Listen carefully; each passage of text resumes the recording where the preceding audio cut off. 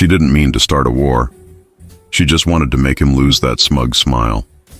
"Rich men don't know how to please a woman," she said. "You couldn't handle me." But the man she mocked wasn't just rich. He was a mafia boss. And when he leaned in and whispered, "Want a bet?" her whole life changed. The rooftop lounge in Manhattan smelled of expensive perfume and whiskey. Soft jazz mixed with the steady rhythm of bass coming from the lower floor. Golden lights bounced off the glass walls, and the skyline glittered behind them like a reminder that this city never slept. Harper Blake didn't belong there. She wasn't poor, but she didn't have money to waste on a $200 bottle of champagne either. Her friend Riley had convinced her to come after a long week at the office, saying she needed to live a little. Now Harper stood at the bar, holding her glass, pretending to enjoy the taste, and silently counting how much this one drink probably cost. Her simple black dress fit her perfectly. It wasn't designer, but she had a natural class that didn't need a label.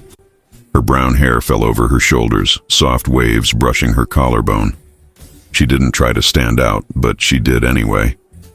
Then she saw him. At first, she thought he was just another rich guy surrounded by quiet men in suits. But there was something different, the way people looked at him. When he moved, the waiters stepped aside. When he stopped, conversations lowered a little. It wasn't about money, it was about control. He sat at a corner table with 3 men, each one watching the room more than they watched their drinks. His expression didn't change when people greeted him. His dark eyes studied the place like a man used to owning it. His presence was calm, but the kind that made your stomach tighten. "Who's that?" Harper asked the bartender. The bartender froze for a second, then cleared his throat. "You don't want to know, miss." That was answer enough. Harper's curiosity only grew. Riley, sitting beside her, followed her gaze and whispered, "That's Adrian Moretti." "Should I be impressed?" Harper asked, sipping her drink. "You should be careful," Riley muttered. "He's not just rich, he's powerful." Harper smiled faintly. "They're all the same. Money makes them think they can buy anything, people included." She didn't mean for her voice to carry, but it did. The bartender looked nervous, eyes darting toward Adrian's table. The man in question slowly turned his head. His eyes locked on hers across the bar. For a full second, Harper forgot how to breathe. Then she told herself to stop being ridiculous and looked away, but he kept watching. Riley leaned closer. "Don't look at him like that. He's dangerous." "I'm not looking," Harper replied. "I'm just standing here." "You're challenging him," Riley hissed. "Good," Harper said. "Someone should." Adrian Moretti stood. His movement was smooth and precise, like a man used to being obeyed. The 2 men beside him exchanged a glance but didn't stop him. He adjusted his suit jacket, buttoned only the middle button, and started walking toward the bar. Every sound around them seemed to soften. People made space without being asked. Even the bartender stepped back. Harper didn't move. When he stopped in front of her, she looked up. He was taller than she expected. Up close, his features were sharper, his eyes even darker, almost green under the lights. He smelled clean, expensive, like cedar wood and confidence. "You think that's funny?" he asked quietly. She blinked. "Excuse me? What you said about rich men?" he replied. His tone was calm, but it wasn't small talk. It was a statement. She crossed her arms. "It's just an opinion." "An opinion based on what?" "Experience," she said, lifting her chin. "Rich men like control. They think they can buy what they want and walk away." He studied her for a moment, eyes moving slowly from her eyes to her lips, then back. "And you think that's all there is to men like me?" "That's what I said." He leaned in slightly. "And what makes you so sure?" Harper smiled, refusing to show any fear. "Because men like you wouldn't know how to please a woman who can't be bought." He didn't blink. "Is that a challenge?" "Maybe." He stepped closer, his voice lowering. "You think I couldn't handle you?" The words came out teasing, but calm. Her heart pounded, yet she refused to step back. "I don't think," she said. I know. For a split second, his lips curved, not in amusement, but in something darker. He leaned even closer, his breath warm against her ear. Want to bet? Her pulse jumped. The sound of his voice hit deeper than she expected.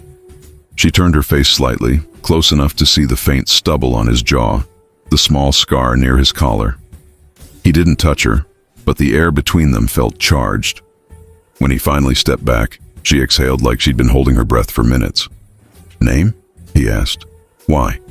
Because I like to know who challenges me. Harper, she said. Harper Blake. He repeated it slowly. Harper Blake. He nodded once. I'll remember that. Don't bother, she said, trying to sound calm. You'll forget me the second I walk away. He looked directly into her eyes. I don't forget. Riley grabbed Harper's arm, whispering, Please, let's go. Adrian turned slightly toward the bar and spoke to the bartender. Put her drinks on my tab. Harper frowned. You don't have to. I don't do charity, he said, voice low. I pay for what catches my attention. I'm not for sale. He smiled faintly. That's what makes you interesting. Before she could answer, Riley pulled her away. Harper turned once at the door. He was still watching, calm, patient, like a man who had already decided something. Outside, the night air hit her. The sound of traffic filled the street. She tried to laugh it off. What an ego. Riley shook her head. You're insane for talking to him like that. He's just another rich guy. Riley stopped walking. No, Harper, he's not. I've heard stories. People disappear when they cross him. Then it's a good thing I'm not planning to see him again, Harper said. They reached the curb and a black car drove by slowly. Harper didn't notice, but Riley did. A man inside was watching them. When their eyes met, the window rolled up again. Inside the lounge, Adrian returned to his table. One of his men leaned forward. Boss, you want us to check her out? Adrian didn't answer immediately. He picked up his drink, watching the city below through the glass wall. Finally, he said, discreetly, I want to know where she works, who she is, everything. The man nodded and left. Adrian stayed where he was, replaying her words in his head. You couldn't handle me. That tone, that spark. He hadn't felt that in years. She wasn't scared of him, not like others were, and that somehow made her dangerous. He took another sip, calm but focused. If she thinks I can't handle her, he murmured, almost to himself. Let's see how she handles my world. The black sedan followed Harper's car from a distance, blending into the traffic. Inside, the man in the passenger seat spoke softly into a headset. We have eyes on her, boss. Heading downtown. Good. Adrian's voice replied through the line. Don't get too close. I just want to know she gets home safe. There was a pause. Safe or watched? The driver asked quietly. Adrian's tone stayed the same. Both. Harper reached her small apartment 20 minutes later. She kicked off her shoes, sighed, and dropped her purse on the couch. Her reflection in the mirror showed a faint blush still on her cheeks. She didn't want to admit it, but something about that man had shaken her. The calm, the certainty, the way he looked at her like she wasn't just another person at the bar, but a target, or a temptation. She turned off the light and tried to sleep, but the last thing she saw before closing her eyes wasn't the skyline or the club. It was his face leaning close, voice whispering against her ear. Want to bet? The city outside never really quieted. In the shadows of the night, one black car stayed parked across the street from her building. The driver checked his phone, then looked up at the window light that had just turned off. Still watching, the passenger